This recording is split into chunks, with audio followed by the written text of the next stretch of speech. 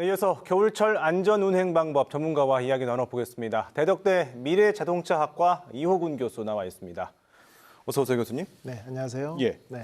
자, 앞서도 봤지만 이 이른바 블랙아이스라고 하는 이 도로 네네. 살얼음, 이거는 운전하는 사람들은 운전하는 상황에서는 발견하기 어려운 거죠?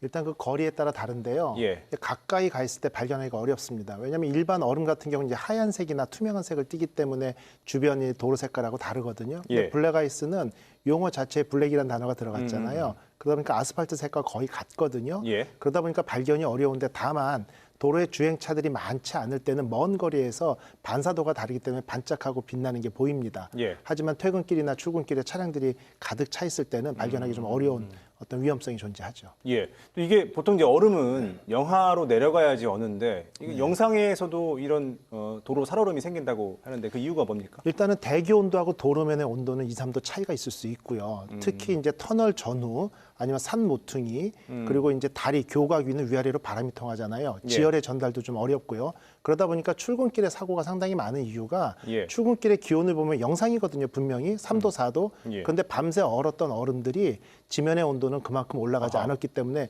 그대로 얼어 있는 상태라 예. 일제 이런 부분에서 이제 블랙아이스 때문에 사고가 발생할 수밖에 햇빛이 없습니다. 들지 않는 부분은 온도가 올라가지 않으니까 계속 얼어 있군요. 그렇죠. 예, 맞습니다.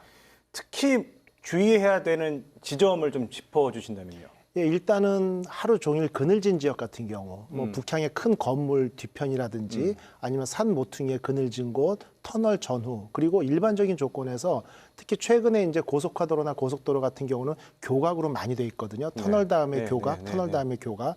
이렇게 터널 같은 경우를 지나서 교각일 경우에는 위아래로 바람이 통하면서 주변의 온도보다 2, 3도가 아하. 낮아요. 예. 그래서 그런 지역을 지날 때는 상당히 주의해야 합니다. 예. 그 사고를 예방할 수 있는 방법도 좀 알려주실 수 있을까요? 예.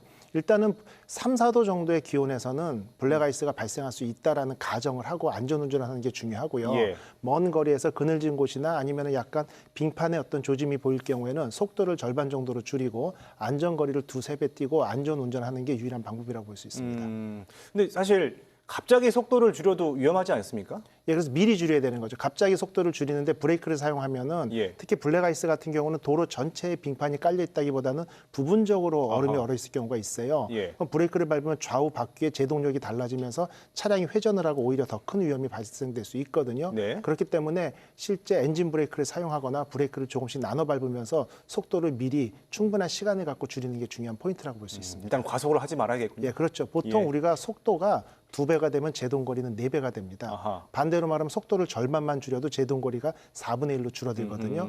그런 상황에서 보통 일반 도로 대비 빙판이 보통 9배 정도 제동거리가 길어지거든요. 예. 그래서 속도를 절반으로 줄이고 그다음에 앞차하고의 안전거리를 2, 3배 늘리는 방법이 가장 안전하다고 볼 수 있습니다. 예.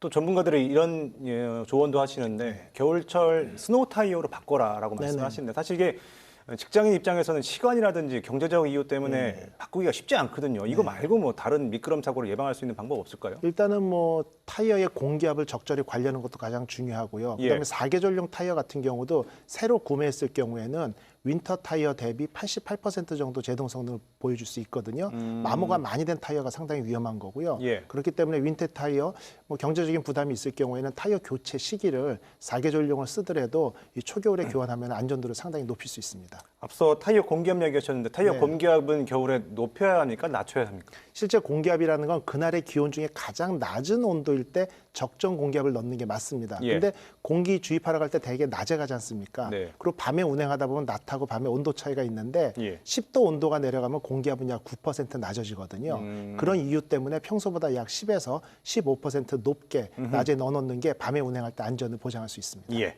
자, 끝으로 피치 못해서 미끄럼 사고가 났어요. 네. 이런 경우에는 이제 대형 사고로 또 이어질 수 있는데 이런 경우에 어떻게 대처를 해야 하는지 보통 짚어주시죠. 인터넷에 영상 같은 데 보면은 그 사고를 수습하기 위해서 2차 사고가 발생한 것도 최근에 발생했거든요. 많죠. 그렇기 때문에 일단은 탑승객이나 운전자가 뒤에 후방 차량들을 보고 안전하게 도로 바깥으로 대피하는 게 최우선이고요. 예. 소방서, 경찰서, 도로공사 이런 곳에 연락을 해서 안전 조치를 취하고 안전하다는 것이 완전히 확보됐을 때 안전 삼각대나 섬광기 같은 걸 후방에 이제 장착을 해서 뒤에 오는 차량들한테 위험성을 알리는 게 필요하다고 볼 수 예, 있습니다. 일단 사고 현장을 피해라는 예, 말씀이시네요. 우선적으로 피하는 게 가장 중요합니다. 알겠습니다. 겨울철 안전 운행 방법 짚어봤습니다. 교수님 고맙습니다. 네, 수고하셨습니다.